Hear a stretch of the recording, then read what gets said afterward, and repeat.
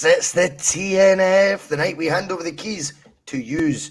It is the night where the passengers dictate the talking points and we just kind of try and answer them off the hoof as well as we possibly can. You're quite good at it, Mark, but the rest of us kind of just sort of bumble our way through it and try and sort of ad-lib as much as we can. But it is the T.N.F and it is always a busy show on a Thursday night. It is the earlier time of 7 o'clock now. But there's nothing wrong with that. It's all right. It's pitch black outside anyway. Suits you, Mark. You'll be in your bed for back at 8. You'll be laughing, mate. I love it. And we're joined by a couple of extra guests tonight. Connor Carr, you're quite often on a Thursday, to be fair, Connor. And look who's just popped in at the corner. There he is, Regan. What's happening, son? I'm no bad, Rodgers. It's good to be on again. How's the new flat? Aye, it's going well. Still Looking cool, mate. Still not moved in yet, but that's another story. All right. We'll not go there, mate. We'll not go there. You'll be raging. Connor, you all good, son? I'm good, mate. It's good to be back on. It's been a couple of weeks. It's not exactly a return of the Mac. It's a return of the Big Mac in my case with fucking the amount of beef I'm going to put on at Christmas. But it's good to be back. The winter period, you know, tucking at the other fucking pies that we've got at the game. But it's good to be back on with the lads. So I've missed it. I missed being on with Regan. So, you know, if you take Boyce's Barnett, Matt, voluptuous curves, Mark's dulcet tones and Regan smashing cute when you get the Boise Bus branded model. So there you go. I don't think we'll be doing our Christmas calendar anytime soon anyway, lads, to tell you that. I could say. Think so? I fucking doubt it, mate. I don't know. I'll speak for myself, actually. But anyway, right, we'll get stuck in before this conversation gets weirder and weirder. We'll do all that good stuff. That means please do hit the like button right now, the wee thumbs button. Give it a wee like. It helps the algorithm and all that good stuff that Phil talks about. Give us a wee share if you like. And, of course, you can slag the hair. If you want to hit the subscribe button, do it now. Hit the bell beside it as well. And, of course, you'll get notifications every single time the bus is pulling up outside your house. If you want to become a Boise Bus member, like so many of you have, it's $1.99 a month. It's totally optional, obviously. All the content remains free. But it does help pay all the subscriptions, all that carry on. And, of course, Regan's very expensive appearance fee. Boise Bus members like Pam, like Gary Brown. Oh, I think he's frozen a wee bit. There he is. Like Jim Dolan. Like Stephen Murdoch, Martin Weir, Alistair Jack, San Fran Celtic, and so many more of you. A big thank you to all you who support the bus. But enough of all that shite. Let's get into it. Remember, get your comments in now, and we will start talking about them as soon as they start flooding in. Before that, we will go straight to last night. I'll come at the judge first and see as the resident pundit on the bus. Usually I come to you last on a Thursday, Matt, but I come to you first tonight, mate. Last night, different atmosphere. I know you'll probably have a few things to say about that tonight. We like your views on all things Celtic, mate. But a different atmosphere. Some fans didn't get to go. Some fans chose to walk out after 5 minutes. Celtic still got their 3 points. Talk me through last night.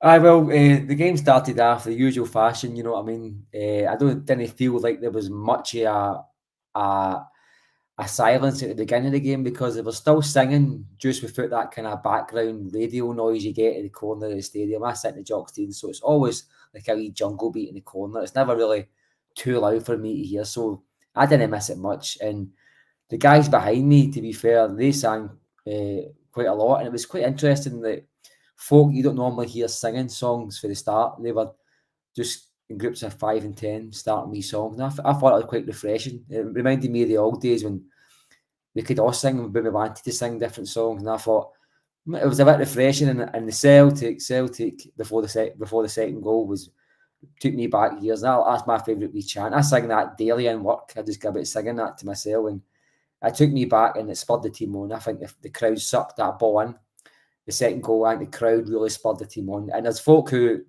maybe didn't go to the match, will tell you the atmosphere was bland. It certainly was not. It's the same atmosphere as every other week without the background noise.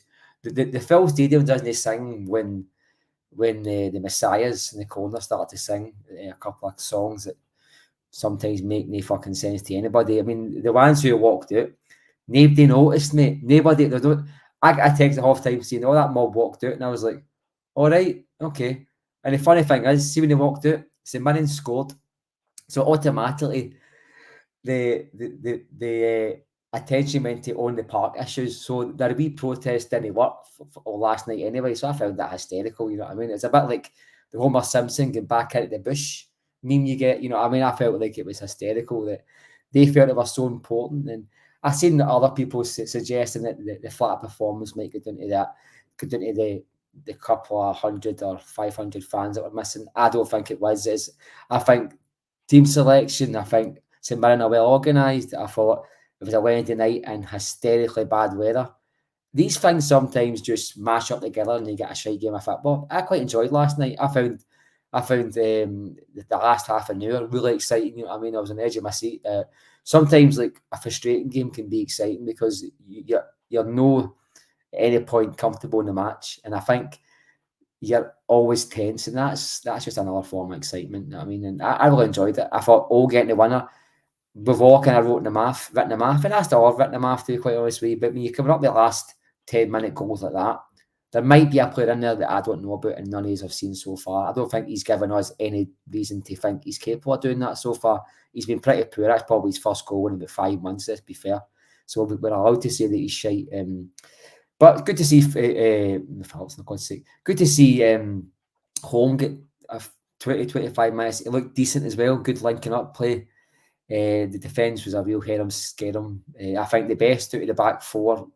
I thought that was Scales' worst game of the season, but I think Scales was the best performer. I thought Arthur Johnson was getting the ball away left, right, and centre. Greg Taylor needs no comment on last night. He ended up playing midfield for the last 40 minutes, and Phillips. I thought you better have a Phillips screwdriver than him in the middle. I'm sorry, but anyway, we won the match. Tough game. A great manager. St Mirren will always set up well with that guy. I really rate Robinson. But do you know what? I think the wee stupid, dirty protests and staying away and statements, and we look at they've managed to turn a war where thousands of kids have died into about themselves, and only certain people can do that. It's like the Rangers fans turned the Queen's death into about them. And anybody that thinks that that's just about flags, I totally understand that's been the tipping point. But there's been talks for the last 12 months, at least with the Green Brigade and Celtic. They didn't invent a time machine and go back in time, then speak to the groups and say, don't stop breaking into stadiums. So then they could fast forward a year later and then ban them. I think that's been the final straw. It's been the death nail on it. And it's just all happened to be in the last couple of weeks. I think the flags has been the bit of thing like that. That's enough. But if anybody thinks they're banned just for the flags, it's convenient. They're using that as a way of taking responsibility away from folk who are intimidating fans. And I've seen it. I've seen it at McDermott Park. People getting told they weren't to sit there because their pals are coming. And remember, other fans writing on Twitter, when you go to away games, you don't sit where your seat, where your ticket states. You sit where you're told to sit and all that. We've seen that Paul with Tim say it. Remember, we've seen all this. You know what I mean? And people are lying through their teeth. If I know so, look at Fir Park last week, 2 weeks ago. The stairwells were just covered in people. For me, that's no problem. But if I'm 65, if I'm Fulsdar with a long stick, and I have to leave in a hurry, I'm fucked. Don't tell me that's my health and safety issue. I see somebody else saying that nobody's said to me about Celtic Park being unsafe, because nobody goes to you and says Celtic Park's unsafe. They go to the police, they go to the Health and Safety Commissioner. Just because some fan hasn't heard the fans being unsafe at the stadium doesn't mean it's know the fact of the matter. Nobody comes to me when they're unsafe. They go to the proper people in charge. They don't come to random fans and ask, can you give me help here? So I think we should all just kind of like take our own views on it and park them where they are, because last night wasn't about Celtic. I thought the build-up was just same as the Lazio, same as the Madrid game. The build-up was just about the off-field antics of a small group rather than Celtic try to win a championship. And for me, that's fucking bonkers. Yeah, no, well summed up. I do agree with that. I agree with most of what you're saying. I think my balance on it would be, and it's basically balanced, because I don't disagree that I don't think the flags are the reason whilst it can be well, it's a convenient thing for them to then abstain themselves for given reasons. Well, if that's the case, all the more reason not to do it at that time. And if they've had 12 months of evidence built up, now don't pick in the next 2 weeks or when that's happened the last 2 weeks. So I do think there's a wee bit of antagonising going on from the other side as well. I can't deny that. I think, and that's not me, by the way, advocating every other thing that you've said, because I'm not. I don't think that's right at all. I don't think anyone should be getting told where to sit. I don't think people's safety should ever be jeopardised, and I totally take your word on that. You're at the games, I'm not. I totally take your word on that, and I don't have any reason to doubt you. What I would say is about the flags, or the timing of it stinks, and if flags were even 5% of it, that's 5% more than they were annoyed at about Ukraine wins last year, and that's where I get. That's where I lose. That annoys me, because we are not going to then. You're not going to have the Green Brigade dictate your political beliefs and all that, Mark. But I'm also not going to have Celtic do it either, and tell you which ones you can. And that's where the road gets rocky for the board. And I think this is where we know Celtic are like. I'm going to say they're Tory bastards there, but Celtic, like most clubs, will toe what UEFA wants to push out. You know what I mean? Did you see the Ukraine stuff? I found it a bit like. Don't know. I found it a bit patronising to the people of Ukraine. You know, we were all folks suggesting we should give Ukraine a bye to the World Cup. No, I found it patronising to the football team, and I also found something a bit, you know, like I don't know, a bit like birthday card pish. If they allow that, they should allow that. But that's the thing. Even people like myself who are kind of like going, okay, I see why the club did this. No, I don't think for 1 minute anybody back in Palestine is wrong. Far from it. I mean, I've been in a group chat for about 3 years. I get sent daily messages for guys from my supporters bus with Palestinian stuff, right? And you guys know I read a lot about politics, boys, so you know that's one of my interests. Yes. It's boring as ever. So I back that. See the Celtic want to bring 10,000 flags in Mora, bring them. My issue with that was we were told no, and it was like the petulant schoolboy told no to wear yellow trainers, and he went out and bought his sell 2 pair. Then told not to, but told to a year ago. So, this is the crux. Yeah, and so I would say I'm glad you agree with that, because that's the I say ban them all or allow everything. Yep. Allow every single flag or ban them. That's my view. You can't do that to Celtic fans. You can't say take this but don't take that. Yep. You can't, and you should allow self-policing as well. Because just say, for instance, you have a toxic.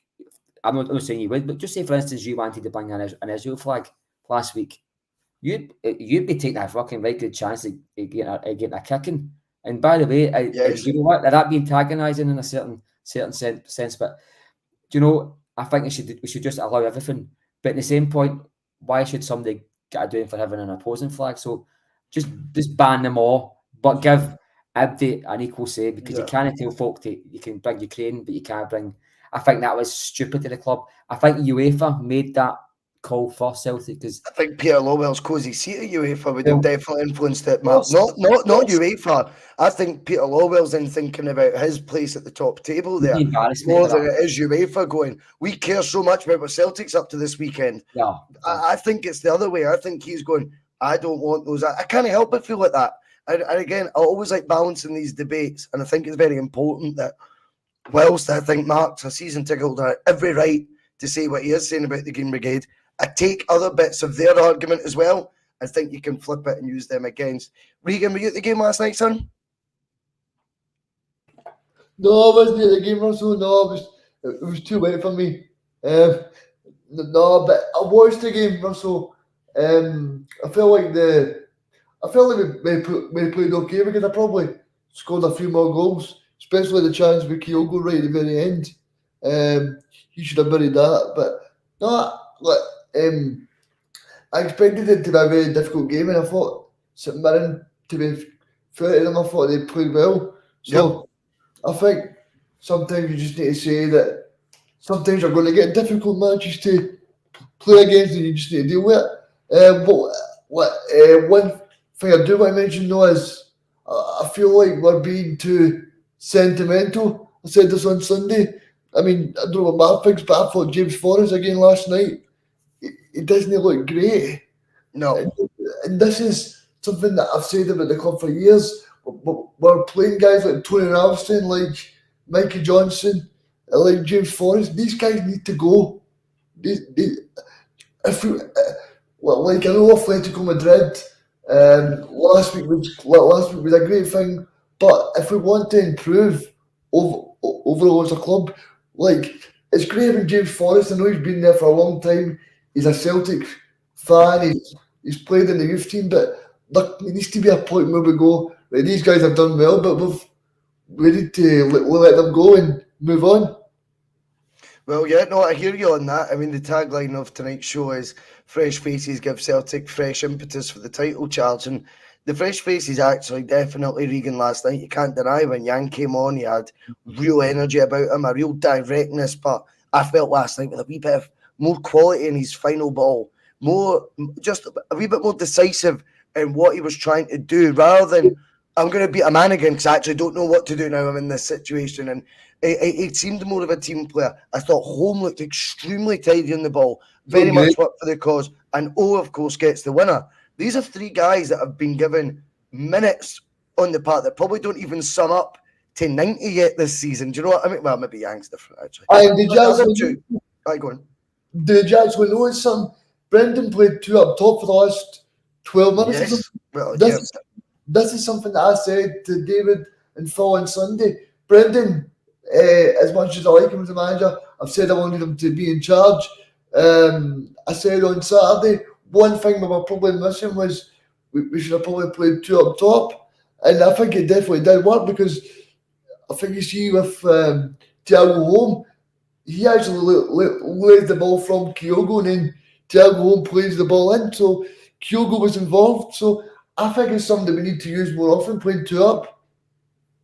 Well, definitely. When there's two on the park corner, it makes a big difference. But the fresh faces thing that I'm referring to in the title, it does make sense, Connor, because one of the things that we've debated on the bus quite a bit over the last couple of weeks has been the fact that there's been a lack of options to Brendan available. And we've kind of looked at it from the prism of it's a damning indictment on the new signings that these older, familiar faces that we thought were past their sell-by date 12, 18, 24 months ago, you name it, are ahead of them in Brendan's sort of balanced viewpoint, do you know what I mean, so to speak. But once we actually seen the impacts that they made, is this a case of the penny dropping for them what it takes to play for Celtic? And stop playing for yourself, stop trying to be an individual, start playing for the cause, and individual accolades will arrive anyway. I thought I liked what I seen from three players that have had limited chances, to say the least, this season. I thought they were the three catalysts for us getting the 3 points. I'm going to say the word three one more time because I just said three about 100 times. Aye, it's you're totally right. It's but the thing that I question in my mind is they've clearly thought they're good enough to come on and make an impact and to win the game. Why were they not deserve of a start? Why are you putting players like David Turnbull in, who is clearly just what I want away? Is the same reason why he puts his, he didn't cup his ears, but he put his hands over his ears in his celebration to, almost say like I've been hearing what he's been saying, but then goes and make a fucking complete tit out of himself, missing a penalty 10, 15 minutes later. And you've got James Forrest, who in this Celtic team's about as useful as a fucking white coloured crayon on a packet of Crayola. He doesn't contribute anything to the way the team plays, and he goes absolutely missing. I mean, my mate sitting watching the game with me last night, he's a Hamilton fan, and he goes, we're watching, there's 25, 30 minutes in, and he says, oh, I've not noticed James Forrest one bit. And I said, is that you just caught on to the fact that James Forrest is a walking missing persons poster when he fucking puts on a Celtic shirt now? And I know you've got, for whatever reason, people on fucking Twitter who fucking wank your fucking pictures of his arse all day, fucking thinking he's some sort of Celtic legend when he's contributed a lot to the club, but his time's up and it was up long ago and we need to move on. But with the players that are coming in, I do question why they haven't been getting minutes earlier, and they have been a bit raw. Players like Yang and Home, obviously Home got a start a couple of months back and he never had a really good game, but you can't just get, put him in for a start one game, he has a bit of a stinker, fucking drop him the next game. That I don't think that really works. So I think now I'm hoping that Brendan is seeing that these players can come on and contribute to push us forward, and maybe we've discovered a couple of wee nuggets that are going to benefit us in the future, because I think Home is definitely a player. I would have him, in that midfield over players like Turnbull and Awata, and even to an extent Bernardo any day. If Hatati's going to be it, so I'd put him, McGregor and O'Reilly in there. So that would be my go-to. Yang obviously looks as if he's got a lot of pace to burn, as opposed to Palmer, who looks like a very intelligent football player, who looks like he knows where the back of the net is, and by all accounts is a set-piece specialist, even though he's not been given the chance to take a fucking penalty yet. He's very different. They're very different in terms of the way that they play. Is still very, very raw, but I don't think, I'm not trying to be patronising here, it's not for a lack of trying. I think he has been in these areas that he has been unlucky in. There was, the game against Hearts the other week where, by all accounts, he should have scored. I think he got a bit unlucky. Other times I've seen him, he's been making good runs. He's been, as David said last night, he's pointing to where he wants the ball at his feet, or played in front of him, so he can go and get him one-on-one with the keeper or try and score, and he's not been given it, kind of similar to what happens with Kyogo. But I think for now we'll just have to wait and see. But I think for their efforts, I would obviously give them more game time against Ross County this weekend, and we'll just see what comes of it. Well, we will see what comes of it, definitely. It'll be interesting if maybe that's the, when Brendan's looking at the input from the likes of a James Forrest, and it's not to pick on him, but maybe he is looking at the sort of fresh energy and legs that the likes of a Yang brought to the party. And to be honest with you, I know Palmer's a player that at times, if it's not coming off, can look like he's off the boil, but I think he's trying things, Mark, with Palmer. I think he is someone who is desperate to go, right, you get an opportunity to get a shot on goal. We're playing against teams here that are going to be all 10 men behind the ball. It is very, very difficult to break through with intricate passing. Let's get one thing right, and let's have it right, because I think Celtic's form this season for the first 10 games or so mirrors the last 10 games of last season. I don't think there's much of a difference. I think we've been playing to a similar level. I don't think it's necessarily a poor one, but let's not confuse ourselves with the last. The Ange era was brilliant, but the last 10 games of that season wasn't miles better than this, if better at all. No. Right? And that is because all the players, any player, can find it difficult to eventually start breaking down two banks like this. Do you know what I mean? And definitely, in my opinion, but you get the likes of a Palmer, someone like that on the ball, they're going to be more shoot on sight. Didn't say that to Ryan Christie, but they are going to be more like, if they get an opportunity, they're going to go for it. They're going to take it. And quite often he's testing the goalkeeper. It's not like these are wild, wacky shots that are a million miles over the bar at all times. But what he is trying to do is make things happen. I don't mind that. Yang comes on, makes things happen. With regards to the options we've got out with what I think we could all pretty much name the first 11, are we going to need to try and be a bit more patient with these options than what we have been so far? I think we've been led down the path a wee bit by the fact Brendan's picked your Forrests, your Mikey Johnsons, etc. before, and I think that naturally means, well, how bad are these guys? Do you know what I mean? That they can't get in. But are we maybe just going to have to be a wee bit more patient with them? And maybe now, between now and the end of the season, you might see them feature more. They might be bedded in a wee bit more. They might get the ethos now. They might start playing for the team a wee bit more. And we see some improved performances from a few of the new recruits.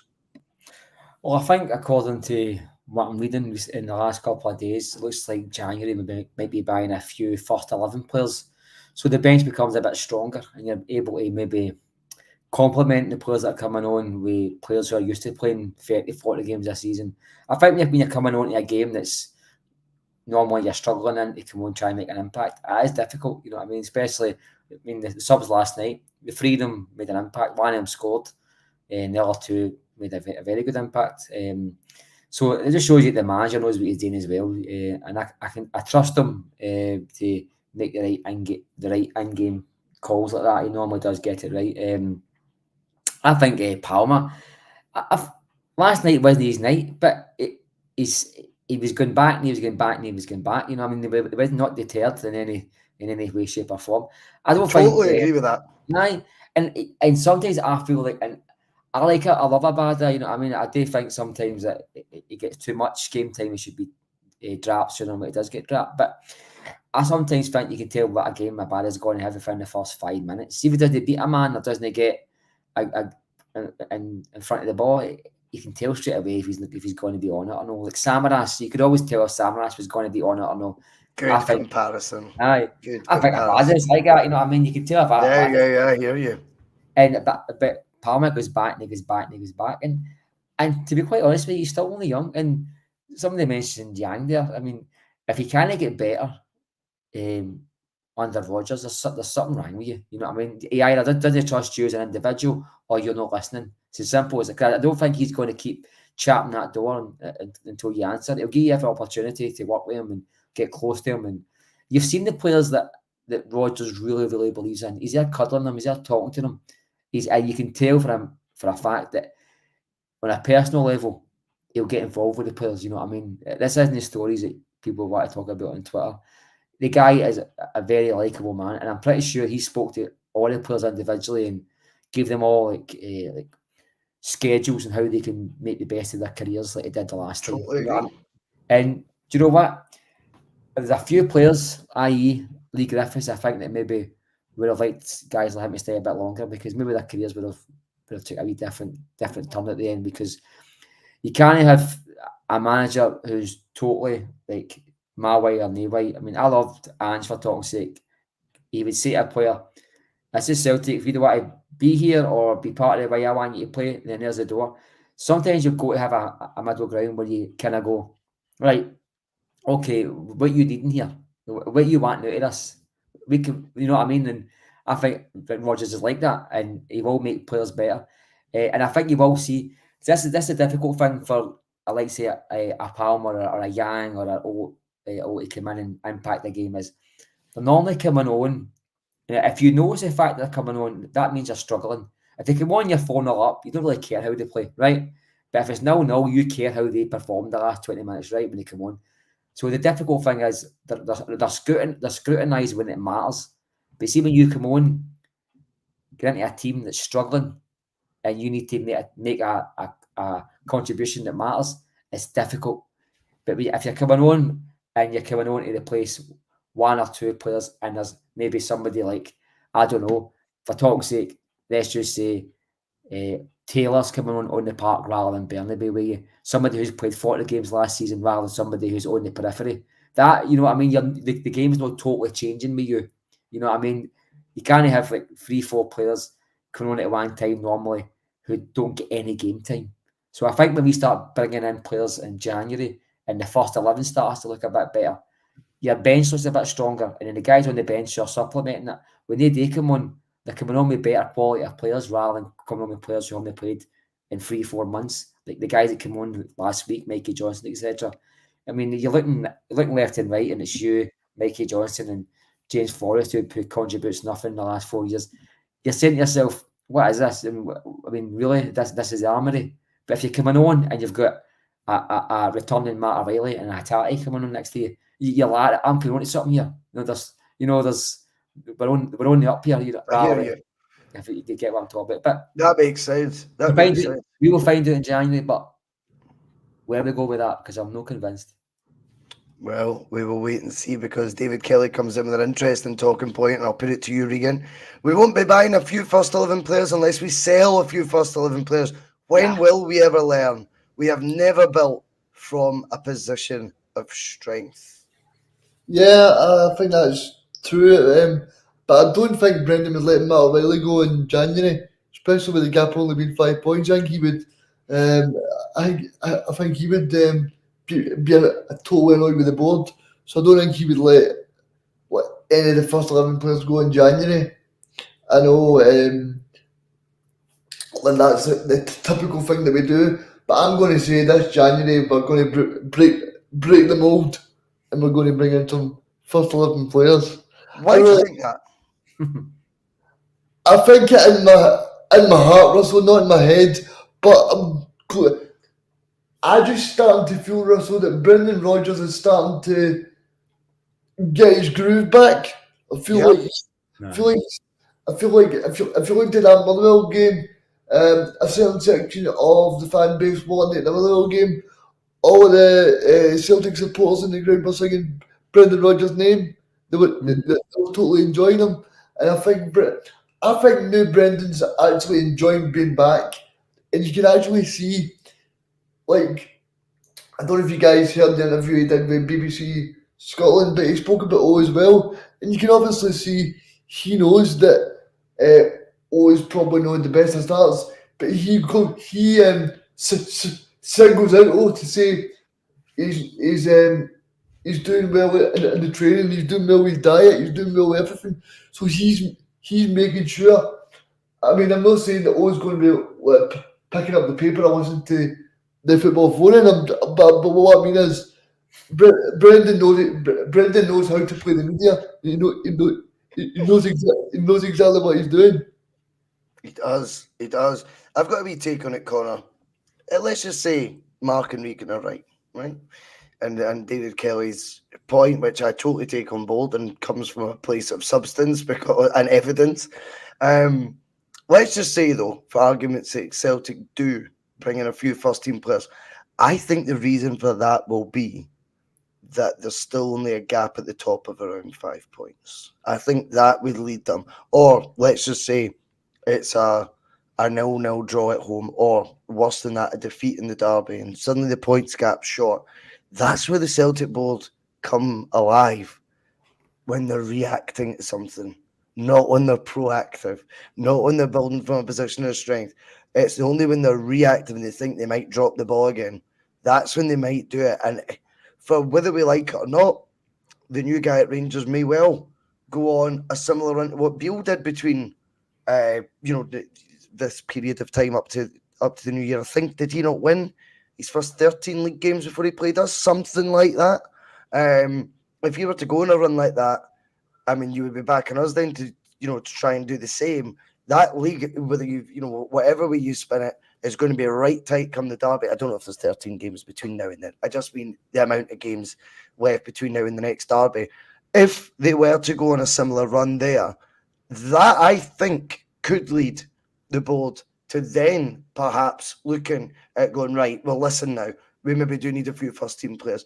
But again, it's not because I'm giving them a pass and putting any blind faith in this mob. It's purely because they have always been a reactionary board, not a proactive one. I think that's spot on, Russell, but I always go back to this notion that surely they've not brought in Brendan Rodgers to sign Thiago Holm and Yang. I mean, Brendan made a great point in his press conference on Tuesday. I don't know if you've seen it, but he said that we've got enough project players, so he's already putting his wee stabs at the board as well. He's already saying, I don't want to see a Norwegian striker who's top goal scorer who's 17 years old in January. I want to see somebody that's ready-made, who I can trust, who I can believe. I mean, you look back to this summer transfer window. I mean, people were going nuts on Twitter because Sky Sports were saying that Celtic were linked to a Danish striker at 20 years of age. I don't think that's the profile that Brendan will want to look at. I think Brendan will know that this guy's got a reaction at Rangers and he'll want to put his stamp on this team, because don't forget, Brendan did say when he first walked through that door, he said, I'll see you back here in May for the people that doubt me. And he did. He will not want to be back in May seeing the title go somewhere else. And Brendan will be doing his damnedest to do the best for Celtic, because I know people have doubted Brendan and stuff like that, but Brendan wouldn't be back here if he wasn't sure, because at the end of the day, he's no. I do believe that Brendan is he's got a big love for Celtic, and because you need to look at it as well, Russell. He went at that moment in time. Now he's back, so no, I'm totally enjoying it. And if you look at the first 10 games, if you said to us you'd have won 8 and drawn 2, we'd have definitely took that at the start of the season. Oh yeah, I agree with that as well, Connor. will Celtic be bringing in a couple of first team ready players in the January window, Big Ben? I could see maybe one or two. Anything more than that, Ken, you're in Clyde Cuckoo land. You're away chasing dragons. I think all the evidence right now. I like chasing the dragon. I know you do. Points to us. Points to us just doing project players and hoping they come good. The reason why they backed Ange to the hilt, I'm telling you, is because of a couple of key factors. One, he knew the market, and it was an untapped market, which nobody else in Scotland was really going into. Two, they were similar, or if not as good quality players to what we had in the league. And three, most importantly of all, they were all dirt cheap. If they were for the Dutch league and it was the same exact quality of players you have in the likes of Atata and Kyogo and that, but they were about £6 to £8 million roughly, they would never have fucking bought those players in, all of them that they brought in, not in a million years, and look, a lot of them have got lucky with. I mean, O'Reilly wasn't even the first name on the list. It was that Riley McGree who went down to can't even mind what team it was. Middlesbrough, mind, and they paraded him in a green Middlesbrough away top 10 ounces signing. That didn't come back to bite them in the arse, didn't it? Fucking absolute tin. Imagine a mob like that. Imagine a mob like that. Taking jabs at Celtic, man. Celtic. You know what I mean? They're a bit as irrelevant as Stalybridge Celtic. Come on. Aye, but in terms of signing bigger players in January, I think, I don't know if I'm being naive, it's just I've got to hope that for whatever fucking reason that Santa's kind to us, and because we're not going to get it for the Celtic P.O.V. We're going to have to hope for a mythical figure, a legend to jump down the chimney inside Celtic Park and present us with a couple of new signings, because the fucking board aren't going to do it. Do you know what I mean? I have to. Well, is your map what you a tree this year and you put it up early? That's about 4 times you mentioned Christmas. They didn't blame me, man. Everywhere I go, it's fucking Christmas presents and fucking mince pies and shucking tunes and that in the shop with Mariah Carey. I'm sick of it. It's too early. It was only fucking Halloween 2 days ago. I'm sick of it. Sorry, I'm going on a rant. Well, the judge, you could be forgive me for saying you could be the bah humbug of the Boise bus when it suits you. Just a Absolutely. But we've got a point coming in, aimed right at you. I started earlier. On your thoughts, would San Fran Celtic would like a touching apology from the judge regarding Mr. O? Well, they've waited a long time, man, because he's done fuck all. I don't think a striker who's been at Celtic for 10 months can be satisfied with a goal contribution of 3-4 goals. The guy has been absolutely fucking honking for Celtic. Just because he scored a great goal, a good goal last night, good couple of touches, scored a very important goal. I mean, come on, does that just whitewash is the rest?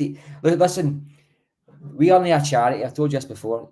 We don't get given game time unless you deserve game time, and you get more game time because you've performed well in that game time. I'm sorry, you can't just start dishing out games and minutes like confetti at a wedding. I'm sorry, it doesn't work that way. If you come on and don't make an impact, you're deemed surplus to requirements. And I tell you something, if it was a striker who was playing for a team in Scotland that Celtic could get just now, they'd probably take him above O. Because I don't think for a minute O is the answer. If we rock up to an important match and O is on that team sheet, there'll be a collective groan.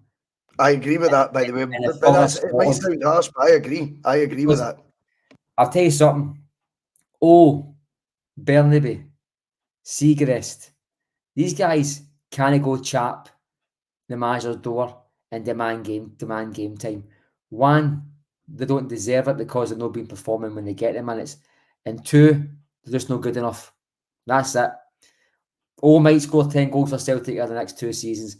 If you think that's good enough for a Celtic striker, fan Davidosi, where I grew up watching bad Celtic strikers scoring 20 goals. Bad Celtic strikers scoring 20 goals this season.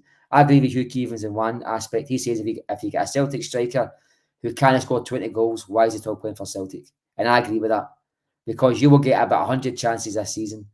You should be scoring between 20 and 30 goals for Celtic. And Owen's on the park last night, performed brilliantly, but I can assure you, his wee cameo last night, there's more evidence to suggest that up until this moment that I've been right so far with all. I think Burnaby's the worst thing to hit this country since the COVID. But see, they scored that goal last night. Arrow celebrated. And I said before anybody slags COVID, you always remember this. Did a lot of bad things and it hurt a lot of people. But I didn't have to sit there and witness Diego Laxalt and Shane Duffy play for Celtic. And I'll forever be grateful for that illness, you know what I mean? For every other thing it did bad. But I just don't think a goal last night, boys, whitewashes always. I mean, come on. See if Scott Bain comes on next week and saves 2 penalties and gets man of the match. Does that justify his 3-year contract he got last year? No. If James Forrest hadn't missed that sitter last night and he scored the winner, would there be folk coming on saying, "Oh, do you know what? Maybe that 3-year contract they got was a good idea." I'm sorry. 10 months, you're not proving yourself. Thanks for the goal last night. No, your wages is your thanks, to be honest with you. But don't give me pish that he's fucking proving he's Celtic best Celtic player. He's not good enough. Absolutely not good enough. Okay. Yeah, he's good enough. Because do something. I think Brendan Rodgers is. I'm going to suggest, right? He's probably a better judge of players than me, right? It's just forget my opinion. He's watched every day, every working day for 4 or 5 months, boys. Am I right? Roughly 4 months, 5 months. Yeah. And he's fought when Celtic needed a goal. I don't bring him on. Last week, Atletico Madrid, he had two options. Bring on O to hold the ball up, right? Or bring on James Forrest to carry the ball, to get the ball to the other side of the park. He chose a 95-year-old James Forrest who don't kick the ball in 4 years over O. When it mattered. If that doesn't tell you what Brendan Rodgers, who has managed Liverpool, trained at Chelsea, managed Swansea, managed Celtic, and took Leicester to a European semi-final, that guy knows what he's talking about, boys. Just a wee bit better than me. Just a wee bit better than me, mate. You know what I mean? I'm sorry. I don't know. Maybe it's going to take for some folk to leave the club before they admit he's not good enough, because that's what normally happens. He's not good enough, boys. It might change, and I'll be happy than anybody, but come on, fuck's sake. I mean, I said about it earlier on, Tony Cascarino scored for Celtic at Ibrox. Scored the equaliser. He was pissed, Tony Cascarino. He scored a goal at Ibrox to get us a point when Celtic was shite. Don't tell me he was good. Don't tell me he played for fucking Chelsea. Albion he scored winners against Dundee United in the final minute. And that, do you know what I mean? He scored in Europe, never in Albion Ageti. El Kaduri scored at Ibrox, did he not as well? Yeah, as a cracker. El Kaduri. Regan, I've got one for you because we're going to try and go through some of the better comments that have came. Well, I say better, just the ones I've liked. Anyway. Yes. We always like a wee bit of banter on the bus. Well done, Sanford. I'm sure you got the reaction you wanted there. All 5 minutes of it. That was brilliant fun for the judge. That's when he's at his best. That is when he's at his best. No, that was class. Okay, John Mullany. Is it Mullany? How would you pronounce that? Mullany. Of course, it's John Mullany. That's what I said. Are we all Brendan fans now, or is the jury still out? Regan Stevenson.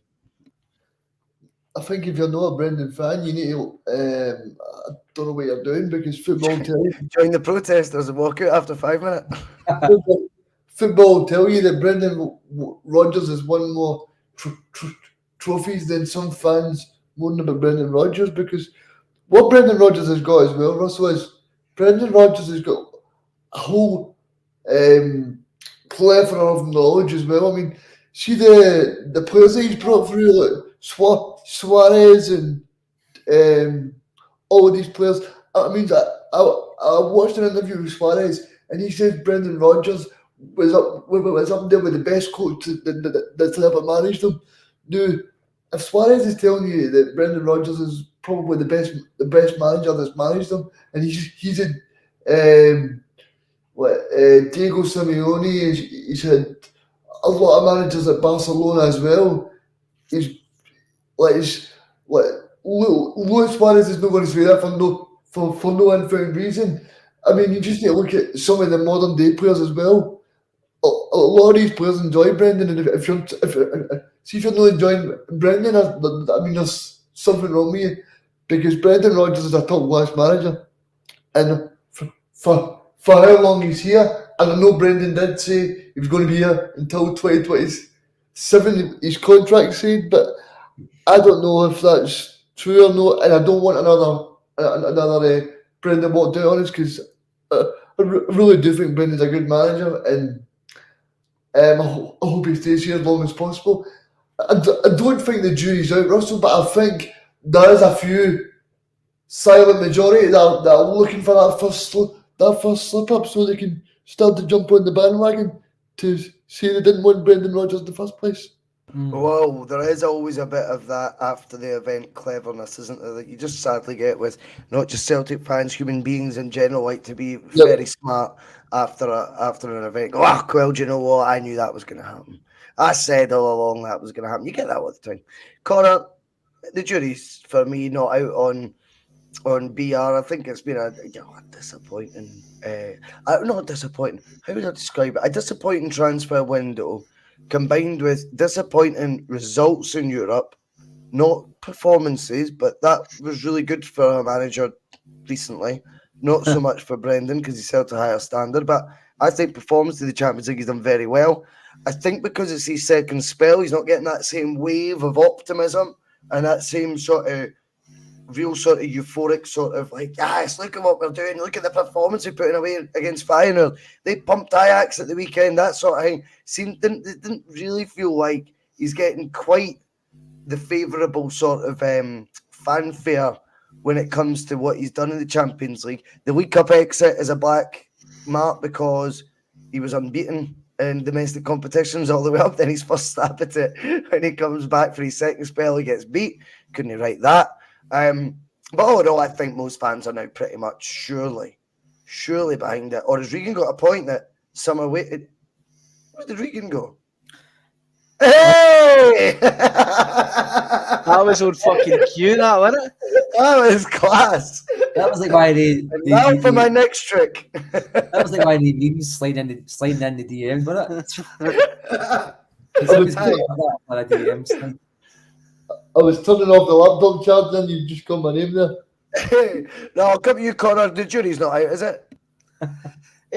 No, I mean, I was more than happy. When Ange left, I was sitting there, you know, hoping that Rodgers would come back. He was one of the first on my list. And when he got announced, you know, the fact that he had the box to come back and the brass neck as a way to come back after the way he left, you know, I was like, fair play, Brendan. And then as soon as he did his first press conference and that, and was speaking to people outside, that same night I was going to my bed in my Brendan Rodgers printed pajamas and that. So I'm quite happy that he's back. I think we're obviously very fickle as a fan base, but I think he's done brilliantly since he came back. And look, I know the League Cup defeat to Kilmarnock is a bit of a black mark, and it, falling at the first hurdle is not great. But Ange, who is everybody's favourite here to Timbuktu, especially now with the English media, he didn't win a treble in his first season either, and all accounts as it were. You can maybe even just say this is, a new version of Brendan. This is his clean slate. This is him almost starting from scratch because he's not got the same kind of, stuff to work with as what he had before. Everything's kind of changed from, the top down almost. Well, not really, but you know what I'm saying. I think he's been great as Regan away again. I think it's good. I think Brendan Rodgers has brought most everybody back over. I think if you're at this stage now and you're still like, fuck you, Rodgers, you're like, what more's he got to do, really? Like, get us to a fucking European final and win the thing? Like, I think there's only some people, I don't think you can win over. But I think majority of the Celtic support, especially, considering we're back singing the Brendan Rodgers song and things like that, he's back again. So I think it's this conversation's just fucking derailed itself, man. That was a wee pirouette there and everything. I love it. He's showing off Me and now. Regan have been out before, have we not? Remember we owned the dance floor one night, Regan. Do you remember that? I do, aye. That was a class night, mate. That was a brilliant night. Honestly, what a laugh. Honestly, we were dancing. It was like 70s disco songs right up my street. And me and Regan were pulling some shapes, man. It was great fun. I bet. That chair's cracking. You could do all sorts. Aye. They can't buy a pint right enough, I'm sure that chair takes a bar, but Didn't discount Regan, man. He put in a better fucking shift than James Forrest and Quan put together. So Well, I've got one that I'm going to have to put to you, Mark, right? Alex comes in with this, right? Thanks for your comment, Alex, as always. This one's just been annoying me. I started it about 20 minutes ago, right? And I was like, what's happening here? I'm going to need to put it to the troops. Apparently, James Forrest is faster than Daisen Maeda. Mm-hmm. Discuss, Judge. Aye, well, it was reported the other day there in the must have done training ground tests. He was faster. But he is fast. He's got that wee run. I'm pretty sure that on a good day he's got to take off and just way up in the air. I said, why he runs like a penguin, and he just looks weird, but he's still got a bit of pace about him. Maeda, he's just got an engine. He just, I think Maeda's second in that. But yeah, seemingly James Forrest is number one. But see you later, Regan. He's still got a bit of pace. Like, smoke, he's gone. Yeah, he cheers. He said he could do it till 10 Tuesday, so he's a wee bit later. That was good. That wee cheers back boy ran out of battery when he back and forth. God love him. But I was shocked myself, boys. I think it was our day I seen that and I went, fast being put out there by the club. But well, good on James Forrest. He's in his earlier mid 30s. He's 32. 32. So I wish I was 32, but he's still beating young boys like Maeda in a race. And I think Maeda's looks faster because he's injured. He can run all day, whereas Forrest just we spots. But he's still got pace on him, boys. That's one thing you can't criticise. His body's no reacting to the football as much. You know what I mean? He's no got that killer touch in it as much as he used to. He's not got killer instinct either. And he's safe. He's very safe. And he's not. And do you know that? See that way when he takes his first touch and you can just see his hips just spin. The ball's getting back away into it. Whereas before he was taking that wee James Forrest touch, go. Yep. And he was taking you. And I always say that you can always see Celtic's wingers have always got a lot of responsibility because Celtic always play with width since the 60s. Celtic have always played with width. That's been Celtic way. And they've got a lot of responsibilities, right? And when it's not going well, they take a lot on their shoulders with their wingers. And sadly for James Forrest, you can always tell when a winger's not confident when his first touch and then his second touch is to play the ball backwards. And you're finding when James Forrest knew he's trying to make the angles rather than make the run himself. And they make their place for James Forrest and the Rodgers team, but I don't think that should be on the starting lineup, boys. So maybe an impact or at least somebody who can take the ball to feet like he did at Atletico Madrid at Celtic Park. You know what I mean? I think that's why that was the decision. It was either because somebody had the ball. He trusted his ball retention more. That was it. He will take 5 touches of the ball, James Forrest, and be unapologetic about it. Whereas I think the ball's coming off his chest and off his legs and bouncing it for throw-ins. That's the difference. Yeah, that was a wise move, that one, I think. I think that was I thought there was cleverness in that.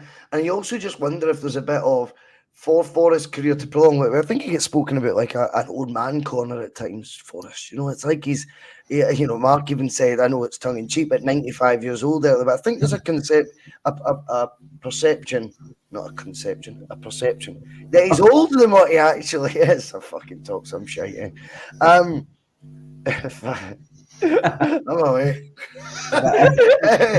But honestly, I think like at 32, you can change like the role that you've done predominantly in a team in your good years. That can evolve. That can change. I don't think you'll ever be good enough to play for Celtic, say through the middle as a number 9. But in the SPFL, League One in England, I think there'd definitely would make intelligent runs. He would time them well. If the pace thing that Alex has put in the chat is the reality that you know, and Celtic haven't just put it out as a PR spin that James Forrest is about to sign another new deal. If it is the case that he is that quick, then if he's timing his runs right, he's always had one trick up his sleeve. I'll tell you this, and that has been finishing corner. He's always been a decent finisher, in my opinion. Very decent finisher. Now, I just wonder if we're looking at him from a James Forrest perspective, not a Celtic one, very quickly. I just wonder if his career would be better inside and maybe playing like as a centre forward. I mean, I think out wide he's not got the bravery that you need from a winger, or in some cases the naivety that a winger needs. And I know that might sound ridiculous, but I think when they don't think about what they're doing and they just play off the cuff, it can be quite unpredictable. He's almost too experienced now to be an out-and-out right winger, because he'll think of the repercussions, or he'll think of, well, if I try that might not come off, then there's spacing behind me. And he's thinking way more thoughts than a young up-and-coming James Forrest would have been, where he's like, fuck it, touch and go. I'm going to beat the man for pace. Hopefully I'll get the ball back and we'll whip him across, whatever it may be. Do you see his future being out in the wing? No, and if it is, it's no at Celtic. I think. Yes. I know he's only 32, but winger years are like dog years, man. He's 32, but he's like 85 in winger years. Do you know what I mean? He's like, it's a shame. He's kind of like old Yeller now. I'm sorry, James. We're gonna have to put you down, son. Take you at the back of the Celtic way and kind of take you behind the bins. But I've said this to people before. He's got either Hibs or Aberdeen written over him retiring there. I don't think now if there was any interest for him for anybody doing England, I think he would have been away before, even if it was like, you know, League One Championship or whoever. I think he would have been away because he would have maybe offered a decent bit of cash. I think he'll maybe do like a Scott Brown. You know, he'll have a season or two at a team like Aberdeen or Hibs, maybe come up with a goal, maybe do a favour against the cream buns, and you know, and he'll go out as, you know, as a good figure and a good player in Scottish football who maybe wasn't appreciated as much, or who was maybe in some cases bigged up to be better than what, you know, he actually was in terms of his contribution over the years. It's really for whichever way you lie on that subject to decide how you feel about him. But I will say is just I don't think he's at it anymore for Celtic. I would rather give players like Yang or even getting Vata for the B team, who went and scored a hat-trick the other night, a chance playing in this team, you know, because if you're not going to give these young boys a chance who are making impacts, you know, by next season and they go away, we're as well scrapping the whole B team project altogether, because it's just we've not got it, but it's just a drain on the finances. Isn't really leading anywhere. I hear that. I think the B team thing's a weird one now, isn't it? Because it doesn't seem to give you a pathway whatsoever, does it? In fact, I think the rules of the B team actually discourage players getting game time. So if you get as much game time for the first team, you can't go to the B team. 5 starts. So that's discouraging players playing both levels. Surely to God, the benefit for Scottish football, if that's what it's supposed to be, is let the youth players play for the B team. If they're good enough, let them go to the first team on a Saturday afternoon. I mean, they can't win the league. They've already said that they finish first, the championship goes to second place anyway. So there's no sporting advantages there as such. So I don't understand it. It's almost like they're trying to put you off it. They're happy to accept the money. But just quickly on that, if I can, boys, I think he's already made it quite clear that he's dying to go to the club. And if that's the case, don't waste a space on that. But Mark, here's the thing though with that, right? And I hear what you're saying, I don't think you're wrong. But where the fuck does that then cycle end? Because it's youngster after youngster after youngster that seems to be on the brink of what you would think would be first team, decide my future's better spent elsewhere. And there has to be a reason for that Celtic are accountable for. There has to be. This can't always be, fuck that player. He didn't want to be here, so we'll get rid. It can't always, I know that's not what you were saying there, but I think we can all fall in that trap of going, fuck, well, he didn't want to be here, the youngster. He already thinks he's Billy Big Boss. But also there's got to be another element to it where there's agents going, no, you will get chances elsewhere more than you will here. You will be in just as good a training setup. You will be working with the same level of coaches or probably better coaches. And you'll actually get more of an opportunity. There is a real pathway. That's why they're advising players like Avata, well, like so many recently. There's ones that went to Bayern Munich. We know Ben Doak went to Liverpool. There's been various ones over the years. Karamoko Dembele. I mean, you've got to look at, I know Dembele will get all the pelters for being the next Islam Farouz, all this sort of thing. But Karamoko Dembele, only Celtic could have made a fucking absolute James Hunt of. Only Celtic could have done that. Because Ben Doak.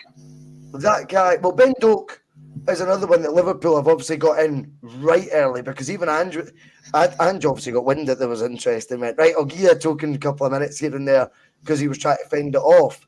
But I look at the Dembele one, you go, this is consistent with Celtic, Mark. It's a consistent thing that players don't seem to be able to get in. And again, without trying to put on green tinted glasses too much to the Ronnie Dyler spell, because I think all in all it was a forgettable period, I think, in my Celtic sporting history. Those couple of years, it was a damp squib. It was a fucking me. Do you know what I mean? It was just shite. But he was willing to look at what we had within and give them right opportunity. He elevated KT from, was it under 20s or something like that, straight to the first team. He never played a reserve game, something like that. He'd bypass him because he'd just seen enough of him. I don't think there's enough of that now, and I think we will continue to see guys like Vata be linked with away, and we need to shift our attitude as well sometimes as a fan base and go, oh, well, fuck him if he wants to go. Maybe we need to look at it and go, what's going on here? Because the common denominator is Celtic, not always the individual player. No, you're just totally spot on. I mean, you can't always be blaming the player. I think some of the ones I think Ben Doak's the obvious exception, but even the boy Owen Moffat, he played in the League Cup final under Ange. You know what I mean? That boy got minutes under Ange, and he played in the 3-0 game against Rangers when we beat them. You know, remember the first game we had the fans back. Very much. These guys, he's on loan for Blackpool. He's on loan to Raith Rovers or something, or Dunfermline now. Ben Doak aside, they've not been great. They've not been great. You know what I mean? They've probably not been at the level. I think our youth system is failing. I really do. I think if you rewind 10 years ago, you'd had Kieran Tierney on the way up, Cam McGregor, James Forrest. You had Ralston, who's still with a career at Celtic.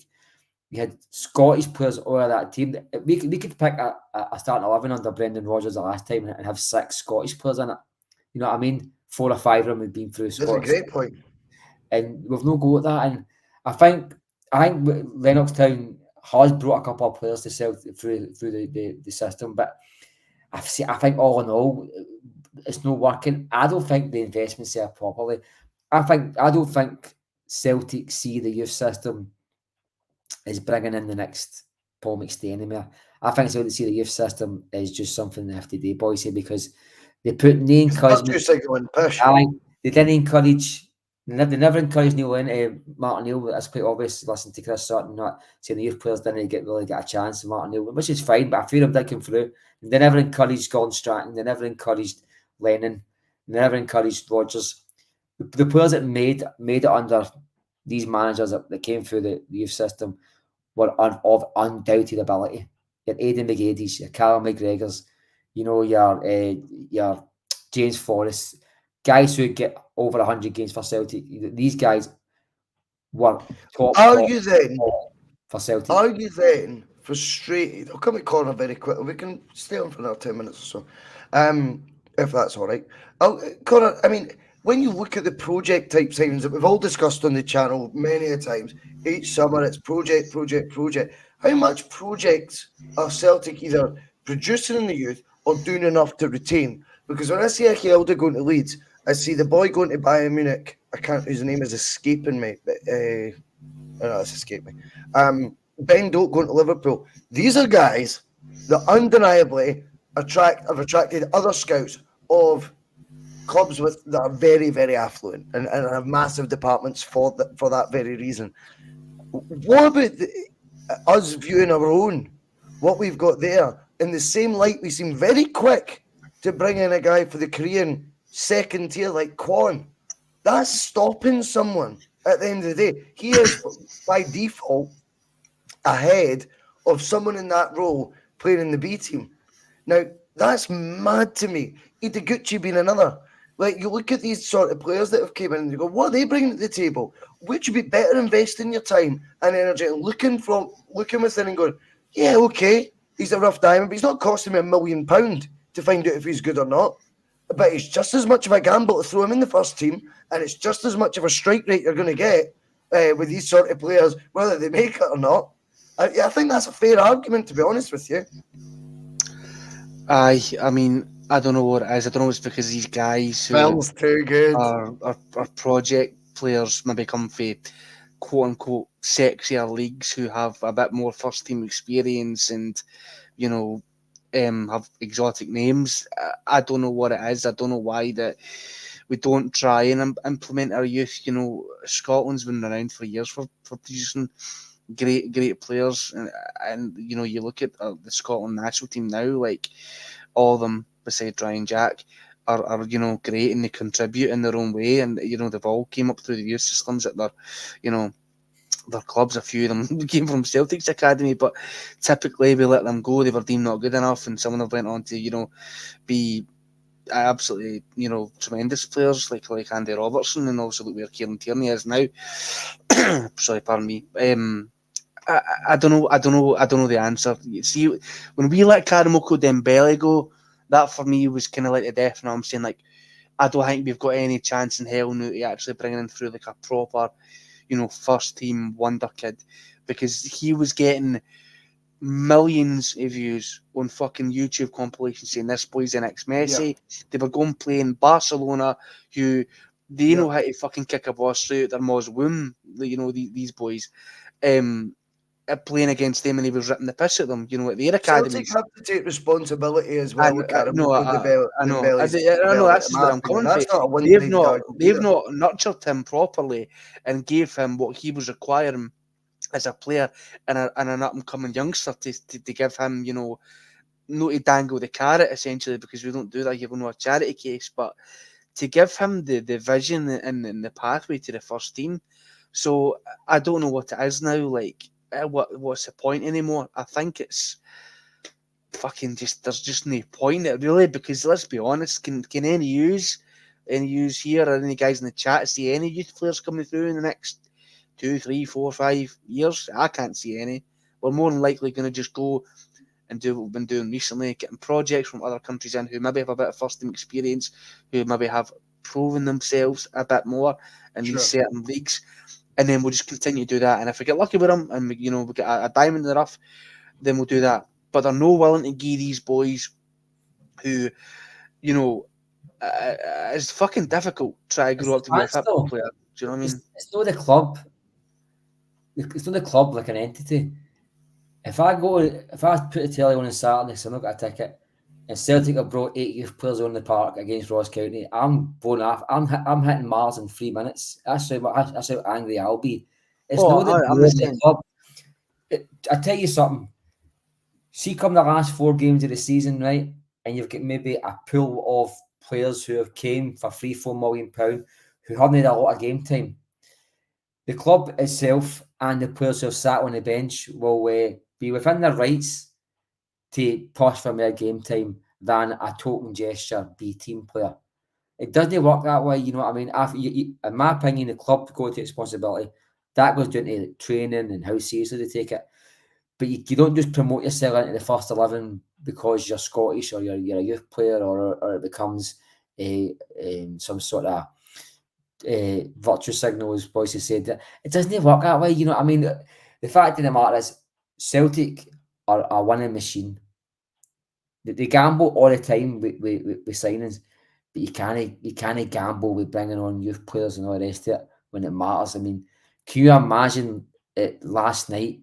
The bench had 3 or 4 B team players or youth players or somebody who was supposed to be the next big thing, and they didn't bring one, Jan. They never brought one. Oh, you'd be gone like that. We've wasted £5 million on these diddies. That's how bad it is that the youth players are coming on. We can't have it both ways. See, if we want to be St Mirren and Langlish 4th or 5th. Brilliant. Bring in 25. It's a yeah. catch-22 at the end of the day. But it's not. It's not. It's so not. Well, Do you know what it fucking is? You can phase them in, but Celtic are I know, but buying we're not in. even doing that though. We're not even phasing them in, Yeah. really. What I'll say is, Celtic are fucking buying in the young players, right, to masquerade that they've been busy in a transfer window, and those young players, I think, have in some cases as much of a chance as what a youth player would, right? But they don't come with a fanfare, because they don't come with a transfer fee.